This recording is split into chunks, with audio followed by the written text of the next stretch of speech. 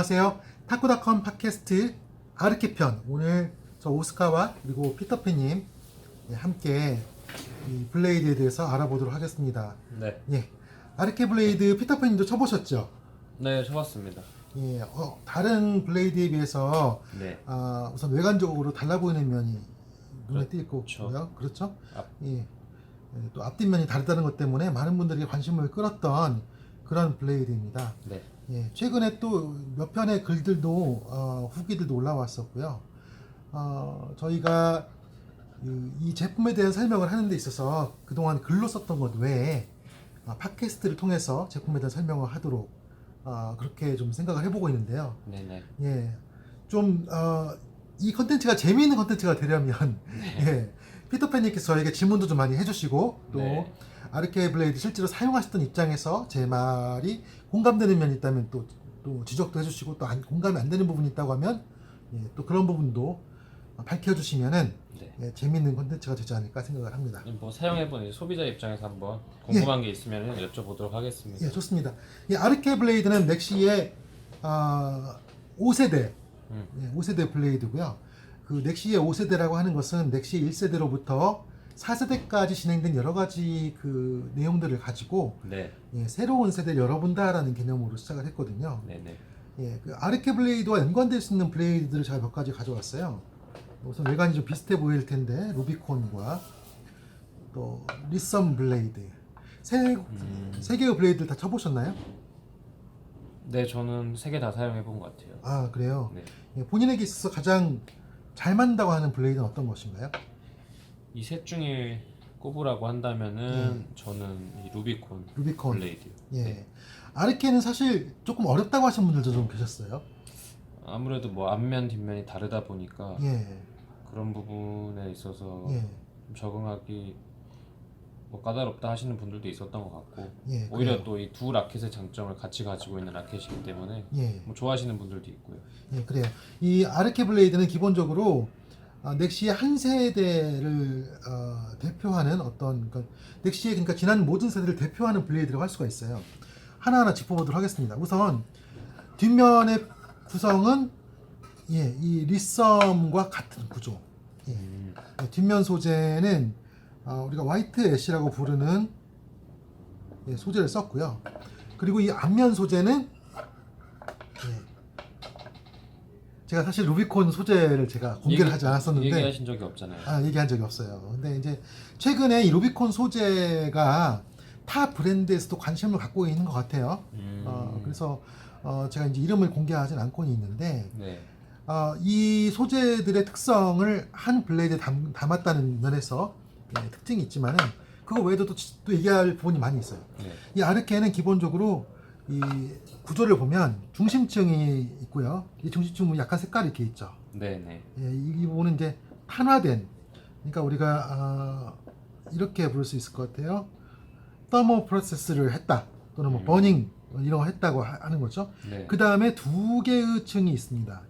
이 두 개의 층은 아이오스라고 하는 목재를 썼어요. 아이오스. 예. 이 아이오스 소재는 넥시가 그동안에 굉장히 많은 블레이드에 사용을 해왔습니다. 대표적으로 리썸이 이제 아이오스 소재를 사용을 했는데요. 이 아이오스 소재는 적정한 두께로 구성을 했을 때 네. 한 점에, 그러니까 어떤 한 점에 꽂히듯이 공이 반응을 해준다.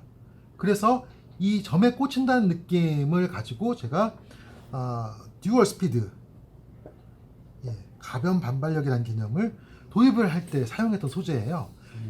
예, 그래서 이 아르케 블레이드는 넥시의 2세대인 듀얼 스피드 개념이 들어있다고 볼 수 있죠. 네. 그런데 리썸은 보시면 아시겠지만은 이 듀얼 스피드 개념을 지금 그 동일한 방식으로 가져가지 않고요. 네. 예, 이 아이오스를 한 층을 사용을 했고요. 그리고 이 아르케는 아이오스를 두 층을 사용을 했거든요. 네. 그러니까 이 듀얼 스피드의 개념이 리썸에 비해서 조금 예, 약화되어 있다. 이렇게 말씀드릴 수가 있습니다.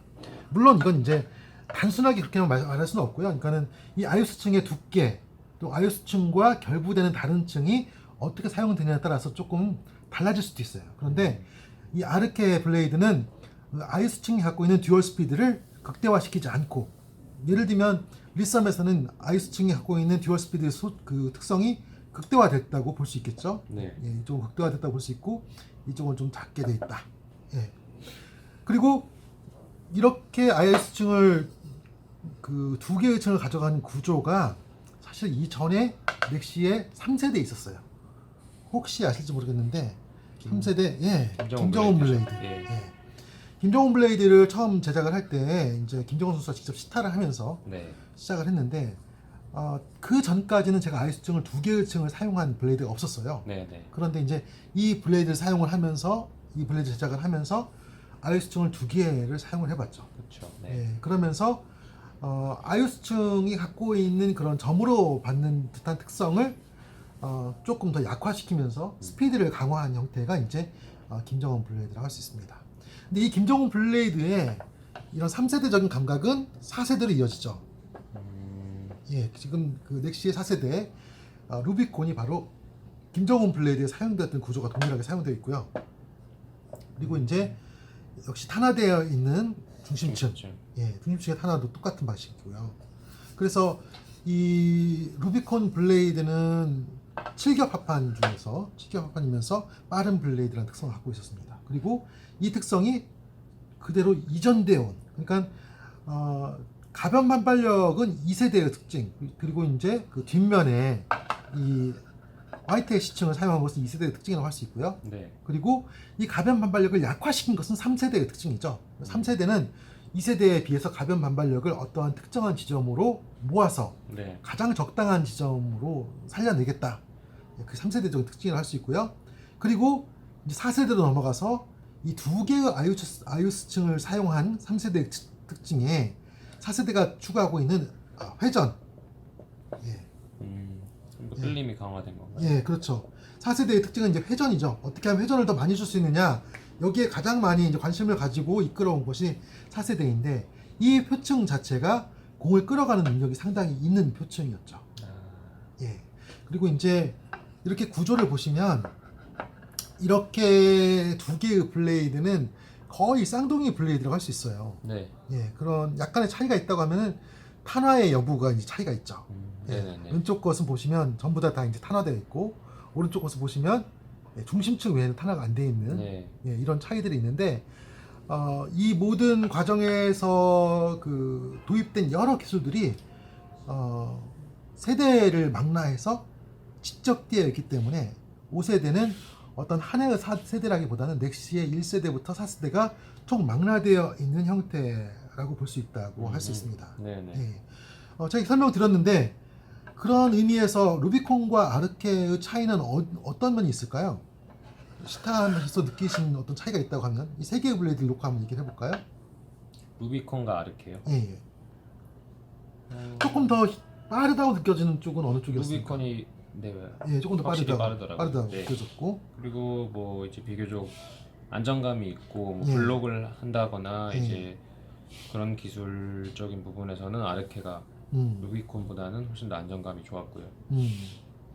특히 제가 느끼기에는 이 백핸드 쪽에서 많은 차이를 보이지 네, 않았을까. 맞아요. 그렇죠? 네. 백핸드 층에 이 화이트햇이라는 목재는 기본적으로 스피드가 높은 목재는 아니에요. 이 부분이 많은 분들에게 오해가 됐었는데 N사의 그 네네. 어떤 건지 알아요. N사의 V 라켓. 네. V 라켓이 당시로서는 굉장히 파격적으로 높은 가격으로 지금은 뭐 그렇게 크게 높은 느낌은 안 드는데 네. 근데 그 블레이드가 굉장히 명쾌하고 감각이 명쾌하고 또 당시 기준으로 보면 조금 빠른 블레이드였어요. 지금으로 보면 빠른 블레이드가 아닙니다. 지금은 이제 공이 바뀌면서 블레이드들의 스피드가 더 높아졌기 때문에 그래서 이 화이트햇이라는 목재가 빠르고 회전이 잘 걸리고 뭐 이런 식으로 사람들이 그냥 약간의 환상을 가지고 있었어요. 하지만 실제로 제가 화이트햇을 사용하면서 느낀 것은 화이트햇은 빠른 소재가 아니에요. 그래서 이 화이트햇 소재를 사용하면서 굉장히 감각이 둔하고 좋지 않은 라켓들이 많이 있습니다. 네. 예, 그렇기 때문에 이 화이트햇은 약간 조심스러운 면이 있고요.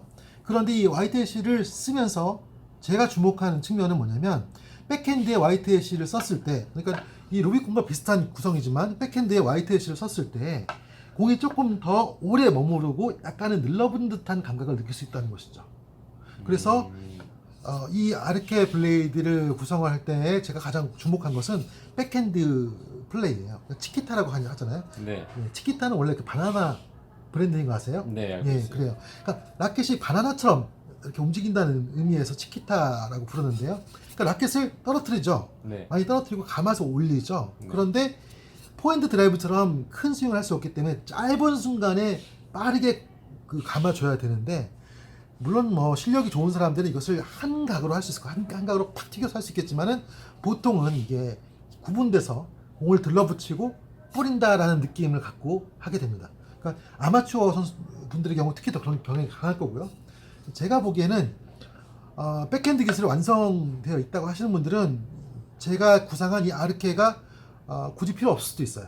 저는 이 백핸드를 좀 더 용이하게 하기 위해서 공을 잡는 능력을 좀 더 강화시킨 것이 바로 이 루비콘으로부터 아르케로 이동이거든요. 네. 예, 이해되시죠?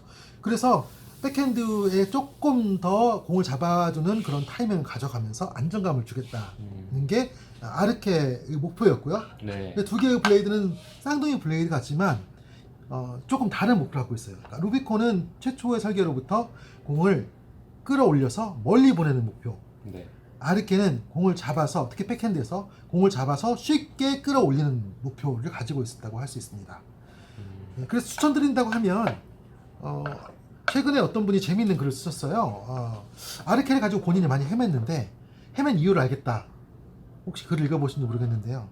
그분이 어떻게 결론을 내렸냐면, 아르케는 두 개의 면에 다른 러버를 붙여가지고 각각 다른 효과를 보려고 하지 말고 포핸드만에 사용한 러버를 동일하게 백핸드에 붙여보자. 그럼 확실히 앞과 뒤가 다르다는 걸 좀. 그렇죠. 그러니까 러버는 같은 러버를 사용을 하되 네. 기능적으로 블레이드의 표면이 다르기 때문에 같은 러버지만 다른 기능을 구현할 수 있다는 그런 힌트를 주셨어요. 저는 개인적으로는 굉장히 좋은 의견이라고 생각을 하고요. 예를 들면 MXP를 쓰시는 분들은 MXP를 양쪽에 붙였을 때 네. 이쪽은 강한 포핸드, 이쪽은 조금 더 잡아주는 그런 특성을 갖고 있는 러버처럼 한 러버가 두 가지의 특성을 구현할 수 있겠다라는 네. 얘기였고요. 저는 개인적으로는 이 양쪽 러버를 지금 다르게 쓰고 있거든요. 네. 네. 그랬을 때 포핸드는 저는 이제 카리스 M을 쓰고 있고, 백핸드는 지금 이제 에어로 가스트로 S를 쓰고 있는데, 네. 에어로 가스트로가 갖고 있는 부드러움을 조금 더 향상시켜주는 특성으로 이 아르케의 백핸드가 사용되고요. 네. 그리고 이제 아르케의 전면은 기존에 제가 루비콘을 썼을 때처럼 공격적인 형태의 플레이를 할 수 있도록 그렇게 구성되고 있습니다. 여기까지 제가 간단히 설명드렸는데요.